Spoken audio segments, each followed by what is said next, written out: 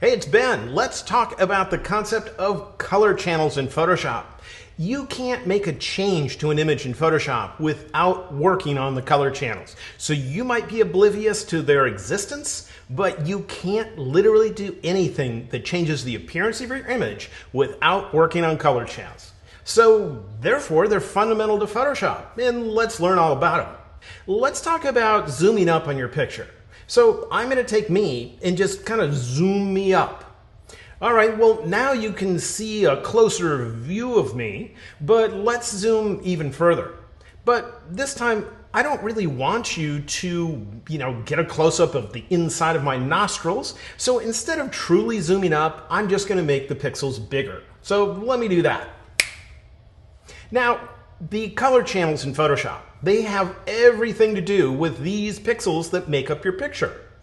And if we were to actually zoom up on those pixels, not doing it digitally like we are here in video, but instead doing it physically. Imagine you had an image and you zoomed out until it filled your screen, like you usually would to see the whole picture. And then instead of zooming in to see a closer view, you actually moved closer to your screen. And if you were to do that, you're going to have a limit. Even if you get really close, I doubt you're going to be able to see what I'm thinking of. So imagine you grabbed a microscope. With a microscope pointed at your screen, it should look quite different than it does to the eye from normal viewing distance. Well, let me simulate what that would look like right here. But I'm only going to do it for one of these pixels so you get an idea of what I'm talking about. So here comes a pixel zoomed up using a microscope. All right, now you can see all the other pixels on your screen are still big, but that one pixel looks different. And that's because your screen only displays 3 colors of light and none other. Every single pixel that makes up your image is made out of a little bar of red, another bar of green, and a third one of blue. Let's do that to the entire image so you can see what it would look like. Well, here you go. These are what you might call subpixels. And if you don't believe me, just Google it. Say RGB subpixels, and you might put the word display or monitor or color TV. And if you do, it'll show you pictures of all sorts of kinds. Different brands of screens will use slightly different patterns. This is how all color displays, whether it be a TV set or your computer display, displays all the colors that you see. They're all made out of only red, green, and blue. And let's turn off this weird view though, because I'm getting a little dizzy.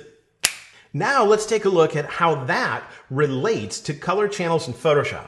To do so, let me take this video of me and scale it down. Just make it smaller. All right, then the way Photoshop would do this is instead of showing what I might call those subpixels side by side like we did on your computer screen, instead it's going to show the entire picture side by side in red, green, or blue. Let me show you. I'll just do it here to the video. I'm just going to grab this and I'm going to move it over here. There's our red. Then I'm going to grab this and I'm going to move it over there. And there we have our 3 colors of red, green, and blue. And that's exactly what we're going to see in our color channels. But it's kind of confusing to see your picture as just these 3 colors.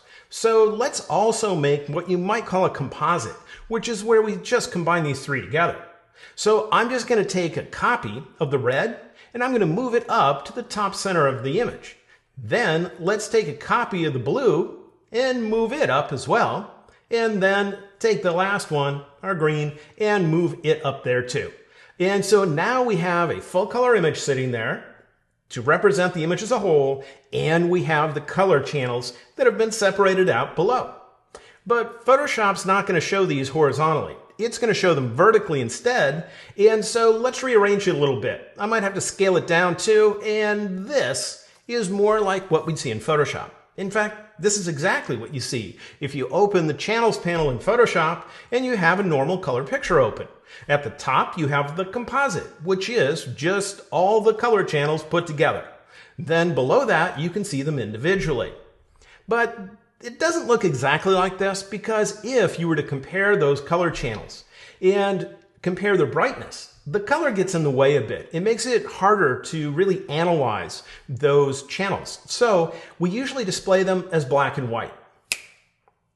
And that's only because there's a preference. The preference is called color channels in color, and the default has it turned off.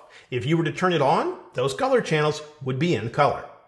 When that checkbox is turned off so that the color channels look like they're black and white. But now let's go into Photoshop and experiment with color channels. Here I just opened a random image, and let's take a look at the channels panel. If all you've done is open an image that's never been in Photoshop before, all you see in the channels panel are color channels, and that shows you literally what your image is made out of. And the topmost channel, it doesn't contain anything at all. It is just a shortcut, and all it does is it turns on these eyeballs to make all these channels visible at the same time, and it makes all these active. But this doesn't actually contain anything. It's just to indicate that you want to see all these and work on all these at the same time. Otherwise, you could come in here and click on one of these to view the red channel, the green channel, or the blue channel on your main screen. And if we had color channels in color, that's not the exact name of it, but a similar preference, we'd actually see these in color when we viewed them. But right now, if you just turn on more than one eyeball, it has to view them in color when more than one is turned on. So if I turn on any of the others, it's going to show me color. Only green and blue put together in this case. And if I put on the third one, it will look full color. And when I do, this eyeball up here turns on just to say all three of these are on. Then I'm going to make all three of these active. Right now, only the bottom one is. And I'm going to just come in here and hold Shift and click on the next one, hold Shift and click on here. And once I click there, it's going to make this one active as well, because all that is a shortcut. And it simply means make all these things either visible or active. So if I went back down here to the blue and I wanted to make everything visible again, I could just click right here. And that's just a shortcut for turning these on or off. And if I clicked on the name, it would both turn on the eyeball and make them all active. So that's how you get back to normal if you've been working with these color channels. But most of the time you don't end up working on them directly. You use tools that happen to work on them. But before we get into that, let's look at a few options. If I go to the empty space down here and I press the right mouse button, then I can choose how big the thumbnail pictures are. I can make them small, I can make them medium, and I can also make them large if I really want to be able to inspect them. And then just for this lesson, I'm going to make these even larger. You can make something a larger view of these by going up to the window menu. And in there, if you choose a range, there's a choice right here that says you want a new window for the same file, meaning two windows that look at the same file. And if you did that, then over here in the channels panel, you could say I want this window to only show me red. And do you see this other tab up here? That's the document we were working on before. It's really the same document, just two different views of it. So there, all it has is over here in the channels panel, they're all visible. Whereas on the other one, it's only one visible. Well, I have an action that's going to do a bunch of that to make it so we can see a larger version of these channels. So I'm just going to run that action. So that just made 3 extra views of this image. And then it popped the original one into its own window, which I can drag over here to the side to get them kind of tiled together. And then we can resize these to get them smaller. But those things on the side, on the right, those are the views of our individual channels of red, green, and blue. If you just compare this top image to the top channel that's black and white, you'd see it. And then look at this one. In fact, if I click on it, it'll show the eyeball turned on. Go to the next one, it's showing the bottom. And the only reason I have that there is so you don't have to look at these tiny little icons. And the only reason I've done that is so you have a larger view of these channels. You'll rarely need those larger views, but for this particular lesson, it could be useful. And this allows me to even collapse down this little side panel here and then really make those channels and the main image nice and prominent. So just know this is what you see in your channels panel, and this is your image. So now let's take a look at how a lot of features in Photoshop are designed specifically to work with those color channels. First, let's choose a color to paint with. I'll click on my foreground color, and over here I got my color picker. And I know most of the time when people are in here, they choose the basic color they want from in here, and then over here they choose a shade of that color, and that's kind of their general mindset. But what Photoshop is doing as you are playing with those little gradients and areas is it's just looking at the numbers that appear right down here where it says RGB. Because this is telling it exactly how bright to make the red, the green, and the blue channels if you paint or fill an area with that color. And just to show you that, let's look at the highest number you can possibly have in here. To find out, I'll type in a ridiculously high number like 99 billion. And then I'll click on the field above or below to let it accept that. It'll tell me the highest number. Now it tells me I must type in a number between 0 and 255. If those numbers don't make sense to you yet, then you should watch my previous video about bit depth, because that told you exactly why we use this range of numbers. I'll click OK though. That's the highest we can go. Then let's take green and set it to 0 and blue and set it to 0. And just keep in mind that these numbers tell Photoshop how much light will be used in the red, the green, and the blue channels. And remember, red was the highest. It was as high as it goes. I'll click OK. Now I'll grab my paintbrush and I'm about to paint with that particular color. Now when I do, all it's going to be doing is it's going to make the red channel as bright as it could possibly get. So wherever I paint, this will become white. Then the other two numbers, the one for green and the one for blue, were set to 0. And that means no light whatsoever. So they're going to become black. So I'm just going to paint like this. And you see it became white, black, and black. I'll choose undo. It doesn't matter how you end up filling that area. You could make a selection, choose edit fill. You could make a solid color layer, anything. As long as you're using that foreground color, then this is what it's going to do to those channels. It's going to make red as bright as it possibly could and make green and blue black. Let's click OK there. Then if instead we're interested in how bright are the red, green, and blue channels right now before we make any kind of a change to it, well then that's what the info panel is for. And the only thing the info panel does is when I move my mouse on top of any part of my picture, it knows that behind the scenes, this area where my mouse is really made out of 3 colors, just like those 3 bars I showed you where your computer screen would use to display it. And those 3 colors are found in your color channels, red, green, and blue.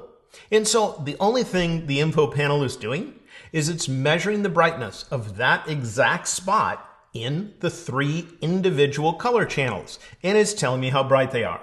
The lowest number would be 0, and 0 would be where you're using no light whatsoever. So down in this area, you see where my mouse is, and that yellow object. Look down in the channels panel, and you'll notice one of the channels is solid black there. It's the bottom one, that's blue.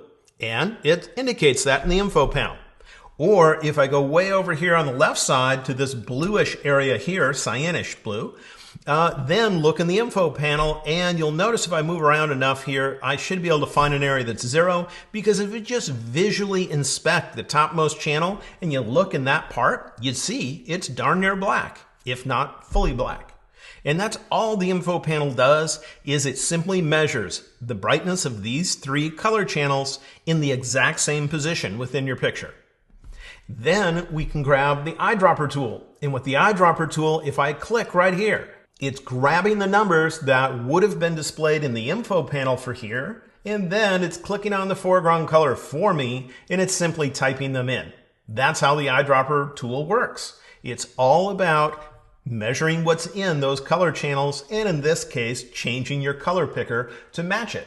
Then if we apply adjustment, let's say I select an area like just this area up here, and then I choose Image, Adjustments, and in here you're going to find that many of these adjustments will offer you to directly work on red, green, and blue.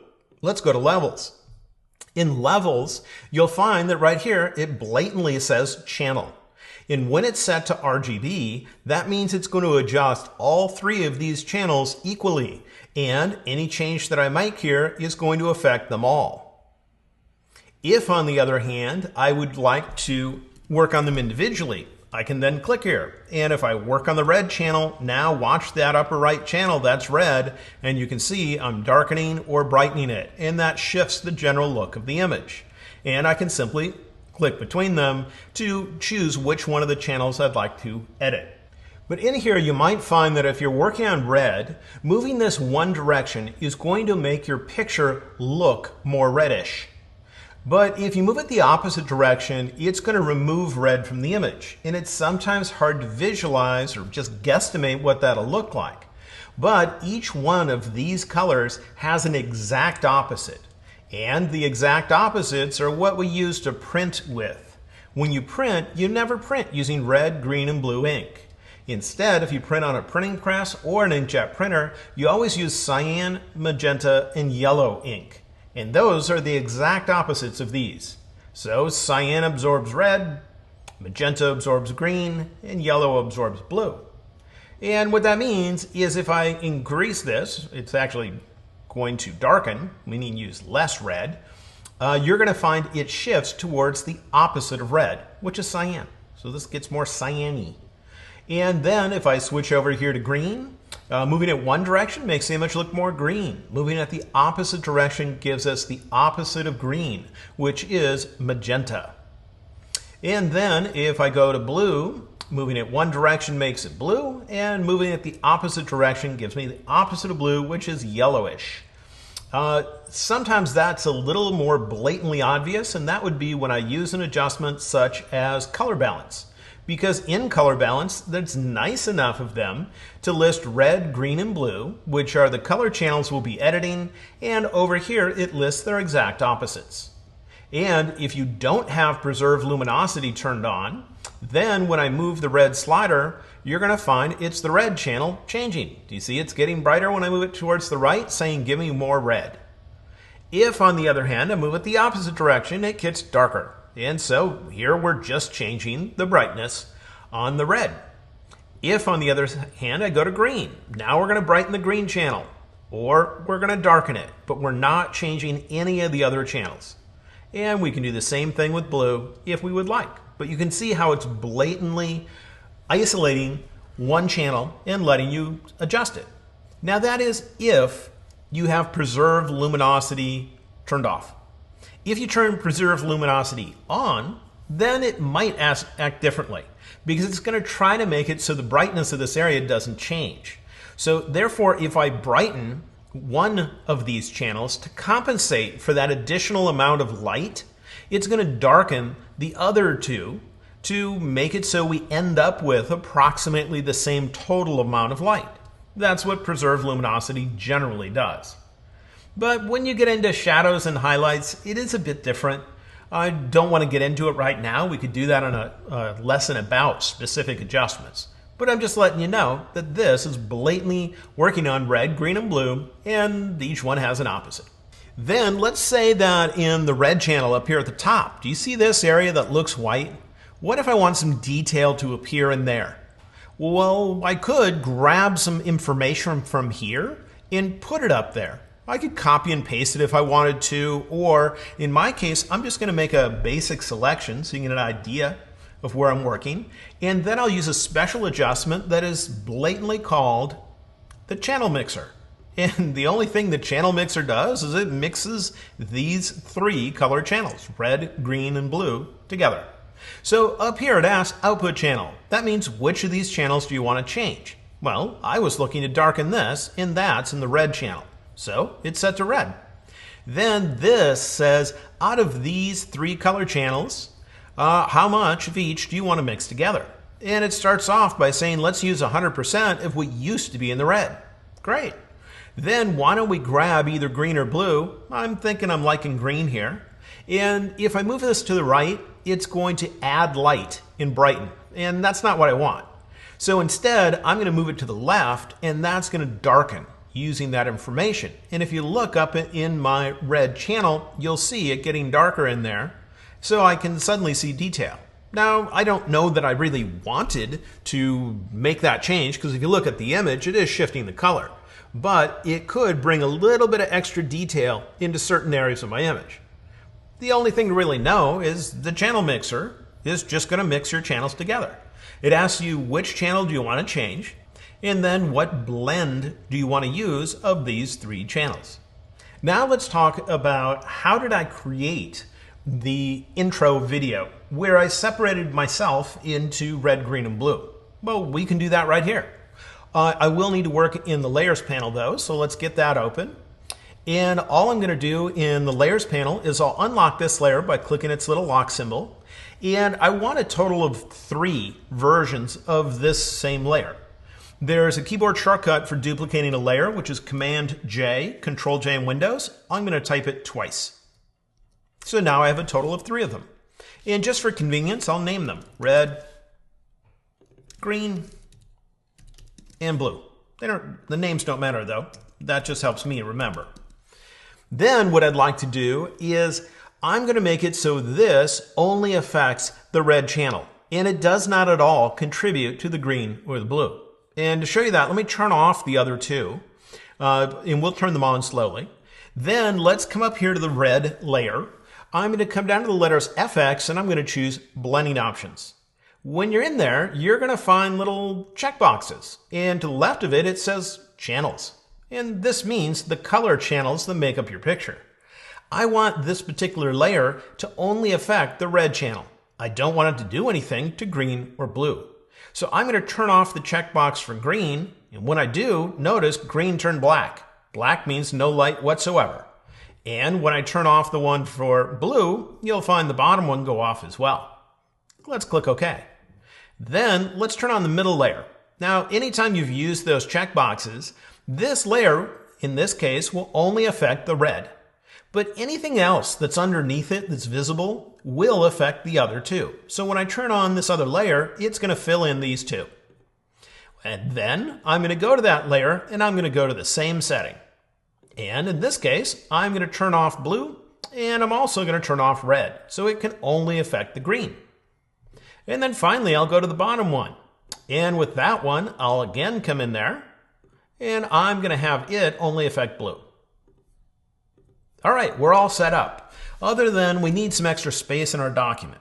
So I'm going to zoom out, just typing Command minus, Control minus in Windows, and I'll grab the crop tool and I'm just going to do this and give us some space. Then I just don't want to see a checkerboard. So let's put something else in there. I'm going to do a solid color layer and I'm going to choose black and put that underneath. Just so the empty spot parts don't look like they're a checkerboard. All right, we are now set up to do exactly what I had in that video. And the only difference is this layer would have to contain video, which Photoshop can do. And so I'm going to use the move tool now. And when I end up moving this, I'm going to move it up here like that. And then I'll grab green and I'll move it over here. You can't see it in the channels panel over here because we didn't zoom out on this after adding space. If I click on these, I could type, I think, Command 0 and click on this one, Command 0, and this one, Command 0, and you'd be able to actually see it. The layers panel is covering up part of it though. So anyway, there's the 3 pieces. And when I moved them around, it was just me using the move tool in Photoshop. And I just moved this up here. And there's a way you can move a copy. If when you're moving a layer, you hold down the Option key, you can move a copy. So here I'll put a copy up here. And I'll go over to red and I'll hold Option when I drag, Alt and Windows, and that moves a copy. I just forgot to leave a copy of the green over there. So I'll go to green, we'll Option drag to get a copy down there. But anyway, that gives you an idea. And as these start to overlap, you see the colors start to combine. And if I hide my layers, you can see the whole thing also happening over in the channels. One other area is if I come over here to the histogram panel. And this would be true also of a histogram you see in Camera Raw or in Lightroom. This right here is just 3 histograms overlapping each other. A histogram for red, a histogram for blue, and a histogram for green. And you can see that. If you go to the side, you can choose from compact or expanded. Let's go to expanded because we got a few more options there, I think. And then if we come down here to all channels view, then here are our channels. And just like with channels, there's a preference to show channels in color. So there are our histograms. This is indicating the brightness levels that are found in the red channel. This is the brightness levels found in the green. And this is the brightness levels found in the blue. If you're not familiar with histograms, we could do a lesson on that as well. But if you were to simply slide this histogram on top of this histogram and on top of this histogram all at the same time, and you use those little check boxes I showed you, where this would only affect the red channel, this would only affect green, and this would only affect blue, you would have something, in general, very similar to this. In fact, I'm going to do that, but I'm not going to show you all the steps because you'd get bored. Okay, I took a screenshot of the histogram panel, and unfortunately it was saved as a JPEG, so there's some artifacts in here, but this is the color histogram that appeared at the top. Then below it were 3 histograms, one for red, one for green, and one for blue. I took those and I simply put them right on top of each other. So here's the one for red, and then I told this to only apply to the red channel. Then I took the green histogram and I told it to only apply to the green. And then here's the blue and I told it to only apply to the blue. Then if I turn these all 3 on at the same time, you should end up with almost identical histogram to what's on top. And so if you ever see a histogram like this, then it's just red, green, and blue overlapping. And when you overlap 2 of these colors, you'll get those intermediate shades. When you make adjustments and you see the histogram changing shape, it's just these 3 histograms changing shape. Here, I'll move the red histogram to show you. This is what it would look like if I adjusted reds. The histogram would change like that. Or if I adjusted greens. But those checkboxes we just used are not just useful for that particular purpose. Sometimes you want to do something like only sharpen one of these channels because one of them might be overly noisy compared to the others. Or you might want to just copy from one of these and use it somewhere else, using it as a mask, for instance, on a layer. So what I really want to get across here is that behind the scenes, your screen makes everything out of red, green, and blue. And because of that, Photoshop does the same thing. You open an image, you look in the channels panel, and it automatically comes with some color channels, red, green, and blue for most images. Then you can change that to something else, and that will be the topic of a future video on color modes. And one other thing is, we're using red, green, and blue here, but we can change the exact shades of red, green, and blue to use more colorful versions or less colorful versions. And that is something known as a color space. And it is the topic of my next video. But until then, if you truly want to master Photoshop, then check out mastersacademy.com. That's where you will find hundreds of hours of me teaching Photoshop, Lightroom, and photography. I'll see you next time.